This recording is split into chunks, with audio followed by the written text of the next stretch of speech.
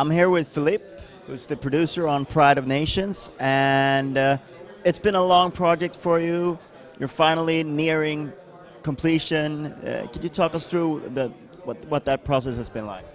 Yes, indeed we are just a few months away from release, and this game has been in development for the last 4 years already, with a team that we have built around myself and my associate in France, and also a group of over 30 players, which have been considerable help for us.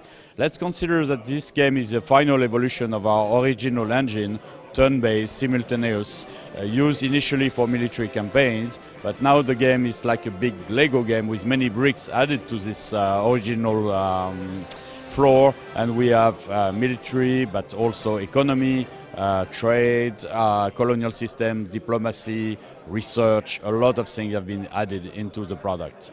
So it's a huge, complex machine showing the great powers game in the late 19th century. What is it about this era that you feel makes for a great grand strategy game? The good thing is that among the 8 great powers we have selected as playable nation, most of them have access to the same kind of operation, like developing their economy into a world industrial power, making sure their armies and fleet are on power, they grab lands all over the world, etc. So everybody has the same, let's say, potential. And at the same time, everybody has its own specific.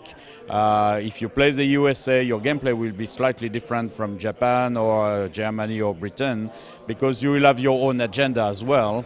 And nevertheless, the 70 years of the game period are quite homogeneous.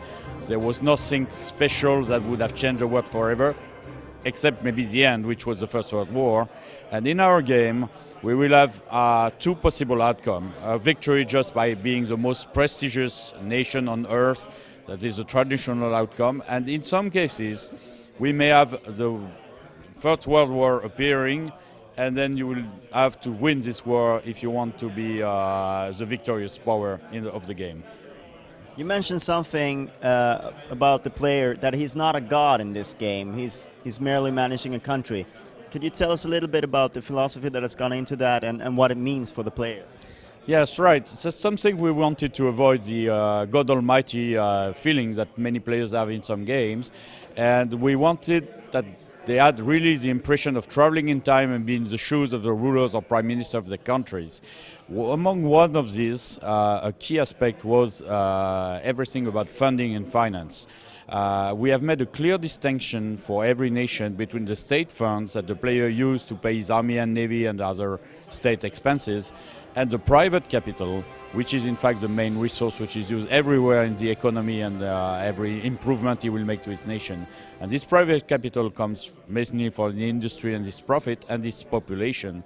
And it's not something that the player directly controls. He may influence, but he will not take direct action in this. And this is quite a realistic situation of what happened at the time. There was no such thing as state-owned industries or economy. It's a concept that was invented much later. And so your role is more to sort of nurture and make sure that private capital grows in your country if you want to grow the economy. Exactly. It's very true in the economy. You have to give the guidelines, and as a state you may play on some custom tariffs, a few taxes, but very limited, not like today. And so you will give orientation to your nation so that they go on the path of development. But the same will happen also in other aspects of the game, like in diplomacy. You will not be allowed to declare war at will. You will have to respect the rules and the behavior of the time. But there will be also dozens of opportunities to make the game move a lot, because we have included a new feature, which is a system which will generate crisis on a random or not so random fashion in the game, so that you may take advantage of the opportunities they will offer.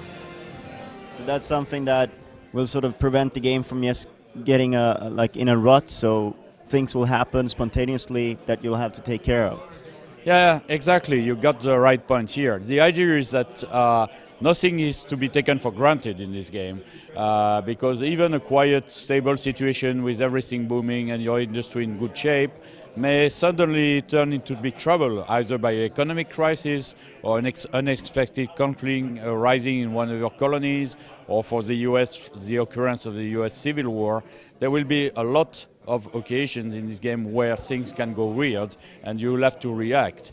And as also in the same spirit as for the rest of the economy, you will not be in control of everything, so you are better to be very careful, prepare in advance, and try to follow a balanced development on all fields. Let's take, for example, the way the game can end. If you are, let's say, the leader in prestige, you are the most advanced developed nation in Earth, but you have a ridiculous army and navy and the Great War occur, you lose it, and then you lose the game.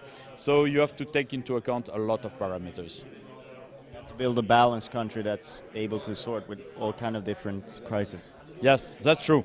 And that's something that's where the real difficulty of the game lies. It's not in handling the different parts. They are very simple, like using drag and drop and with clear information everywhere. Each complex is simple. Each aspect of the game is simple. What is not so simple is to make them work together into a smooth running machine that will lead you to victory. And you mentioned you're a few months away from release. Could you tell us a little bit where you're at in development right now? Yes, we are really in the last steps of development. So we are fine-tuning a few last concepts, integrating the recent graphics we have received from the suppliers. But the main task that awaits us now is balancing the game. We have our team, our original players, plus new players that joined us with Paradox Beta. And we will be tweaking, balancing, changing, until we feel all of us satisfied of the result to have a winning machine. Thank you very much for your time.